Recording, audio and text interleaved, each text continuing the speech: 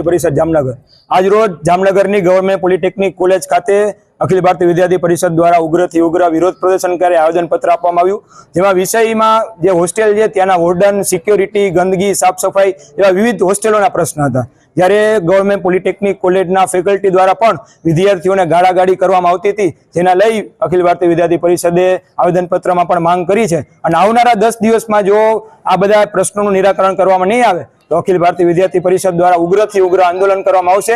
એની સંપૂર્ણ જવાબદારી કોલેજ પ્રશાસનની રહેશે।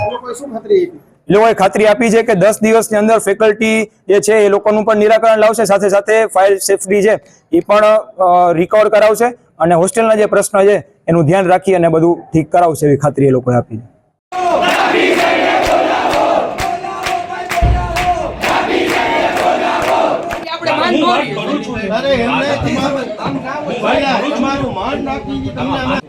છેલ્લા કેટલાક સમયથી આપણી ગવર્મેન્ટ પોલિટેકનિક કોલેજમાં વિદ્યાર્થીઓને ઘણી સમસ્યાઓ પડી રહી છે, જેમાં હોસ્ટેલના વિદ્યાર્થીઓને પાણીની હું ડોક્ટર વીએસ તેજવાણી, આજનો ઇન્ચાર્જ આચાર્ય સરકારી પોલિટેકનિક જામનગર।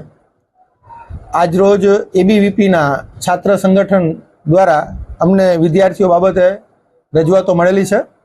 આજે સંસ્થાના આચાર્ય શ્રી એમ પટેલ સાહેબ રજા પર હોવાથી કાલે એમની સમક્ષ એ રજૂઆત મૂકવામાં આવશે અને એનું યોગ્ય નિરાકરણ લાવવામાં આવશે। શું પ્રશ્નો હતા એમના પ્રશ્નો હોસ્ટેલને લગતા છે, થોડીક ફેકલ્ટી માટેની એ વાતો છે અને થોડુંક ફાયર સેફટી માટે છે। આ 3 બાબતો છે એ માટેની યોગ્ય કાર્યવાહી કરવામાં આવશે। સ્ટુડન્ટને ગાળું કાઢી એવું કંઈ એવું અમારા ધ્યાનમાં આવ્યું નથી કે કોઈએ કોઈને સ્ટુડન્ટને ગાળો આપી હોય, એવું ધ્યાનમાં આવેલું નથી, છતાં પણ રજૂઆત અનુસંધાને અમે યોગ્ય કાર્યવાહી કરશું।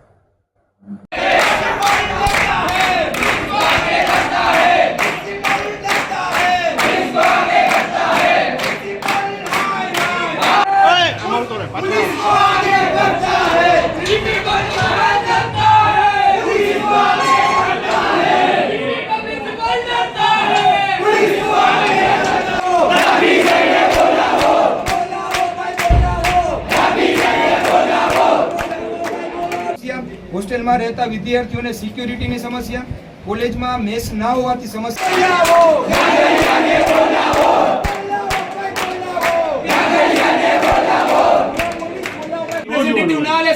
બધા વિદ્યાર્થીઓ જેટલા હોય બધા હારે તો પોલીસ વાળે અમે બધા ફેકલ્ટી જોઈએ,